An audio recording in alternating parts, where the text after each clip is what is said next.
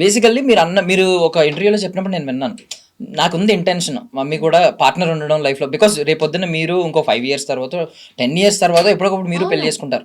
అప్పుడు ఎంతైనా ఇప్పుడు మీరున్న ఎఫెక్షన్ ఎంతో కొంత ఇంకో పర్సన్ యాడ్ అవుతారు, ఇంకొక ఫ్యామిలీ కింద డివైడ్ అవుతుంది, కొంచెం తగ్గుతుంది. అప్పుడన్నా మీకు ఈ వస్తూ ఉంటది. అది ఆల్వేస్ నా బ్రెయిన్ లో ఉన్న థింగే. మొన్న కూడా మా అమ్మకి చెప్పొచ్చాను, పెళ్లి చేసేద్దాం ఈ సంవత్సరం, నెక్స్ట్ ఇయర్ అల్లుండి తీసుకోండి రా ఇంటికి. బట్ ఏమో తనకి డాడీతోనే ఆగిపోవాలి అన్న ఇంటెన్షన్ ఉంది, because she doesn't want give that position to anyone else. అది నాకు తను చెప్పిన ఆన్సర్, ఐ రెస్పెక్ట్ ఇట్. కానీ నేను పెళ్లి చేసుకునే ముందు అయితే మా అమ్మకి పెళ్లి చేయాలి అని నాకు అది డెఫినెట్ గా ఉంది. మా మమ్మీ వాళ్ళ మావయ్యలకు కూడా చెప్పాను, they are also okay with it. But దొరకాలి కదా, so it's not my choice. End of the day she has to be happy. కోరుకోవాలి, దొరకాలి, అన్ని కుదరాలి. But if at all it happened అనుకోండి, జరిగింది అనుకోండి, మీకు ఏమన్నా కొంచెం పొసెసివ్నెస్ ఉంటుందా? అమ్మ ప్రేమ కొంచెం తగ్గిపోయింది, కొంచెం తగ్గదు. నా పొజిషన్ నాదే కాబట్టి అది తగ్గదు. మీ కృష్ణగడ ఏం కొంచెం కొట్టేలేదా అటెన్షన్? మీ అటెన్షన్ కొట్టేశాడు. అది నాకు మా అమ్మకి అది ఉండే గొడవే రోజు. అసలు ఎంత కుళ్ళుబోద్దానివో, నేను థ్యాంక్ గాడ్ నేను ఇంకొకరికి కనలేదు అని అంటది. ఇదేనా అంటే ఇప్పుడు ఇంటికి వస్తే కృష్ణమ్మ అనుకుంటే వెళ్తుంది, ఇక్కడ నేను ఉన్నాను అన్న ఫీలింగ్. సో కృష్ణగాడు అంటాను, నేను కదా ఫస్ట్ కూతురు నీకు, వాడి తర్వాత కదా వచ్చాడంటే, వాడి పాపం కుక్క, వాడికి నోట్లోంచి మాట రాదు. సో ఆబ్వియస్లీ వాడికి ఇంకొంచెం ఎక్స్ట్రా ప్రేమ ఇవ్వాలి, వాడు ఎట్లా చెప్తాడు అని. సో వాడి మీద నాకు చాలా ఖర్చు అనమాట. వాడు మా అమ్మ ప్రేమని కొంచెం సగం అటు తీసుకున్నాడు అని. అంటే మీ దగ్గర ఇప్పుడు అపరిచితురాల్లాగా 2 ఉన్నాయి కదా వర్షన్స్. ఒకటి ఏంటంటే మీ మమ్మీలా ఆలోచిస్తూ ఉంటారు, ఒక్కొక్కసారి తోడు ఉండాలి, ఇంకొకరు రావాలి, ఇలా ఉండాలి అని కోరుకుంటున్నారు. ఇంకొక వైపు మీరు అలాగా కూతురు, రేపొద్దున మీకు పెళ్ళి అవుతుంది, మీది ఒక యంగర్ వర్షన్ ఉంది. సో ఈ 2 వర్షన్స్ తీసుకుంటే సరదాగా అడుగుతున్నాను, ఎలాగో వ్యాలంటైన్ వీక్ ఉంది కాబట్టి. సో ఎలాంటి క్వాలిటీస్ ఉన్న అబ్బాయి, ఇప్పుడు మీకు ఎలాంటి క్వాలిటీస్ ఉన్న అబ్బాయి కోరుకుంటున్నారు? ఒకవేళ మీ మదర్కి ఇన్ కేస్ ఆవిడ రేపొద్దున విల్లింగ్ గా ఉండి ఒక మంచి వ్యక్తి దొరికితే ఆయనలో ఎలాంటి క్వాలిటీస్ ఉండాలని కోరుకుంటున్నారు? మమ్మీని చాలా బాగా చూసుకోవాలి. ఎలా అంటే ఇంకా కాలు కూడా కింద పెట్టనీయకూడదు. సో ఆవిడ ఏం కోరుకున్నా అంటే ఇంకా పొద్దున్న ఇట్లా అంటారు కదా, ఐడియల్ హస్బెండ్. పొద్దున్న లేచి మా అమ్మనే అన్ని చేసుకుంటారు, షీ ఇస్ వెరీ ఇండిపెండెంట్. కానీ ఇట్లా క్వశ్చన్ చేయకూడదు. ఆమె స్పేస్ ఆమెకి ఇచ్చి హ్యాపీగా ఎవర్ ఆఫ్టర్ ఉండాలి అని ఉంది. నన్ను అర్థం చేసుకుంటే చాలు, భరిస్తే చాలు అంతే. అలాంటిదే, నన్ను భరిస్తే చాలు, నేను వండింది తిని పెడితే చాలు, అంతకుమించి. బాగుంటారా? బాగా తింటారు, సావిత్రి గారు లాగా. అంటే వండింది తింటే చాలు అన్నారు కదా, బాగా వండుతాను. వండి పెట్టడం నాకు చాలా ఇష్టం. మీకు ఒక ఏమైనా యూనిక్ డిష్ ఉందా? మీరు నా ఫ్రెండ్స్ చెప్పేదైతే చికెన్ ఫ్రైలో ఐఎమ్ ప్రో, బట్ అన్ని చేపల పులుసు ఏంటి, పులావులు ఏంటి, దమ్ బిర్యానీ ఏంటి, అన్ని ప్లేట్ వేళ్ళు నాకేస్తాం మీరు వండితే.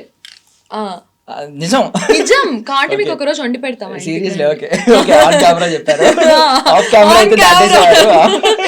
కానీ నమ్మరు ఎవరు నన్ను చూస్తే, కానీ ఫ్యాక్ట్ అది.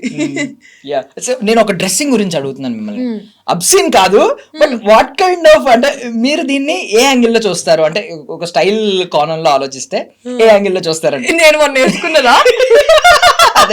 అదే నేను దాని ఎఫెక్ట్ ఈ ఎఫెక్ట్ ఈ రోజు ఎంతో పద్ధతి వచ్చారు. అసలు దీన్ని అబ్సీన్ అంటే ఏమీ లేదు దీనిలో, బికాస్ ఏంటంటే మీరు నార్మల్ గా షార్ట్స్ ఇక్కడ వరకు వేసుకుంటారు, అది దాని కింద చిరుగుంది. బట్ చిరిగిన విధానం చూస్తే కుక్కలు చింపేసాయా, డబ్బులు ఎక్కువ అయిపోతే పాపం ఇంతేనేమో అన్ని చూసాక కంటెంట్ ఇచ్చాను అనుకోండి అనుకున్నా. అయితే మొన్న నా స్కిన్ డాక్టర్ పాపం తను ఎప్పుడు ఏం మాట్లాడదాను సమత అని చెప్పి. సో షీస్ లైక్, నేను వెళ్తే కాదురా నిన్ను ఇలానే కెట్టారు, ఎంత అందంగా ఉన్నా చూడు, ఇలాగే ఎందుకు నీకు అంటే. ఆ రోజు అసలు నాకు ఎందుకో డెనిమ్ మీద డెనిమ్ వేసుకోవాలనిపించింది. అదొక బోట్లో ఈవెంట్ అనమాట, మా అమరావతికి ఆహ్వానం. సో ఆ రోజు ఎందుకు నాకు డెనిమ్ మీద డెనిమ్ వేసుకోవాలనిపించింది. వేరే డెనిమ్ ఏమో టైట్ అయిపోయింది, వేరేదేమో కరెక్ట్ కలర్ ఇదే సెట్ అయింది. అప్పటికి డౌట్ తో ఆ జాకెట్ కూడా ఇప్పేస్తే అమ్మో ఇదంతా అసలు టూ మచ్ ఫర్ మీడియా ఉంటుంది అని జాకెట్ వేసుకున్నా. తర్వాత ఓకే ప్యాంట్ ఓకే బాగానే ఉందా అని ఇద్దరిని అడిగినా, బాగానే ఉంది అన్నారా, సరే ఓకే అన్న. తర్వాత కమెంట్స్ చూసా, కుక్కలు చింపేసాయా అవి చింపేసాయా అంటే, ఓన్లీ మీకు కంటెంట్ ఇచ్చానుకో రోజులు అనుకోండి. మీ అమరావతికి ఆహ్వానానికి కూడా కొంచెం పబ్లిసిటీ ఇచ్చారు. పబ్లిసిటీ కావాలి కదా మా సినిమాకి కూడా. సరే ఓకే. బట్ అంటే మీ ఆలోచన ఎలా ఉందనే తెలుసుకోవాలనుకున్నాను నేను. అంటే అసలు నిజంగా అబ్సినిటీ ఏం లేదు, మీ ఏంటంటే మోకాల వరకు బానే ఉంది, మోకాల కింద చిరిగింది మొత్తం, బట్ మొత్తం చిరిగిపోయింది అక్కడ. అది యాక్చువల్లీ పాత pant, almost like 3 years back pant అనమాట.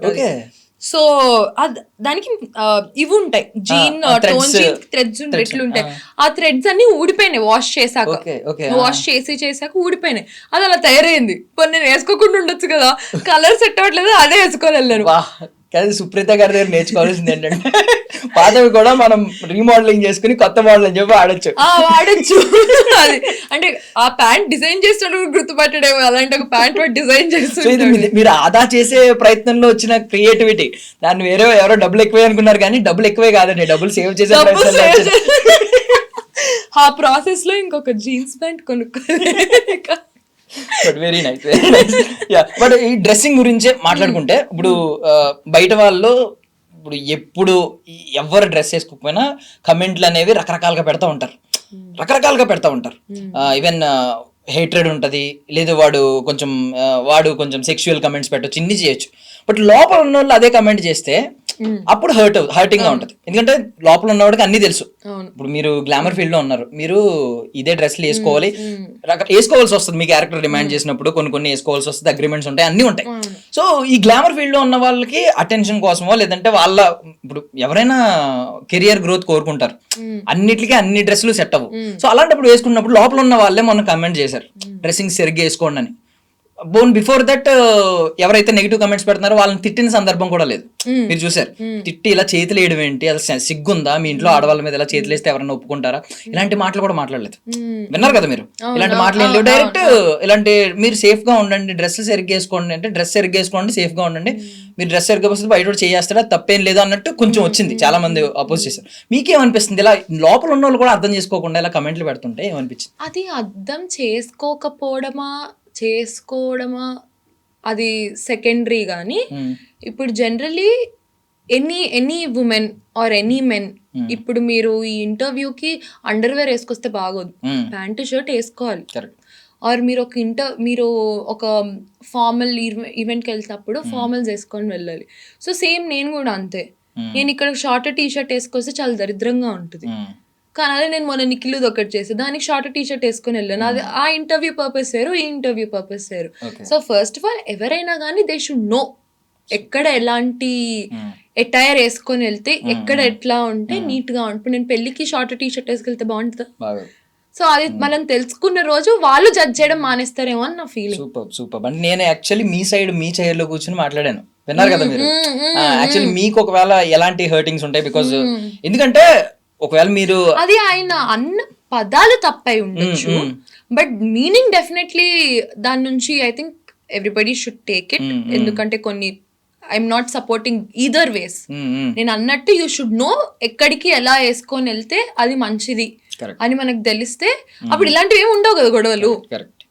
So you should just know మీరు ఎక్కడికి ఎలాంటివి వేసుకొని వెళ్తే ఇట్స్ గుడ్ అని. ఇప్పుడు నేను గోవాలో నేను ఇలాంటిది వేసుకొని తిరిగితే బాగుంటుందా? అక్కడ షార్ట్ టీ షర్ట్ వేసుకొని తిరుగుతాను, ఇక్కడ నేను షార్ట్ టీ షర్ట్ వేసుకొని వస్తే బాగోదు ఆబ్వియస్లీ. సో ఎక్కడ మీరు ఎలా కనిపించాలి జనాలకి అని your head should have that sense. Super.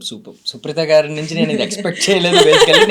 నేనేమనుకున్నానంటే బేసికల్లీ ఎవరికైనా కొంచెం అంటే ఎఫెక్ట్ అవుతున్నారు కాబట్టి విక్టిమ్ సైడ్ కూడా ఆలోచించాలి కాబట్టి నేను విక్టిమ్ సైడ్ మాట్లాడాను కొంచెం. ఎందుకంటే వాళ్ళకి అనిపిస్తుంది వాళ్ళని తిట్టలేదు, డైరెక్ట్ ఫస్ట్ డ్రెస్సింగ్ గురించే మాట్లాడారు, మీరు కూడా లోపల ఉండి మీరు కూడా మమ్మల్ని జడ్జ్ చేశారు అనే ఫీలింగ్ ఉంటుంది. బట్ మీరు న్యూట్రల్ గా మిడిల్ లో కూర్చుని చెప్పారు, ఈ వేస్ కూడా మాట్లాడారు. అవును, అంటే సమయాన్ని సందర్భాలు తెలుసుకోవాలి. సో అది ఎవరైనా కానీ మనం మాట్లాడే సందర్భం కూడా ఉండాలి. కరెక్ట్.